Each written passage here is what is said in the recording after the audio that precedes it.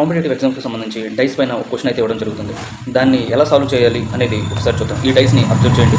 Which symbol will be on the face opposite to the face with the symbol star. Star అనే సింబల్కి ఆపోజిట్లో ఉన్న symbol ఏంటి find out చేయండి అని చెప్తున్నాడు. ఫస్ట్ ఈ 4 ఫిగర్స్ని అబ్జర్వ్ చేశారు కదా.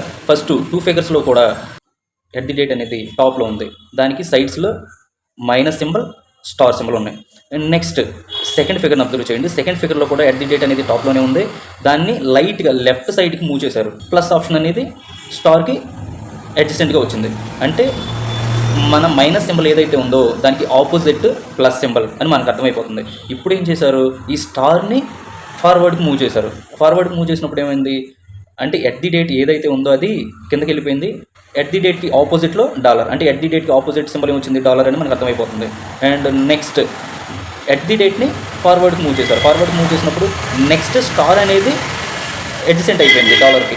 అడ్జసెంట్ అయినప్పుడు అంటే స్టార్కి ఆపోజిట్లో ఉన్నప్పుడు ఇప్పుడు 8 అనేది స్టార్కి ఆపోజిట్లో ఉన్న సింబల్. అంటే రైట్ ఆన్సర్ ఈజ్ 8 సి.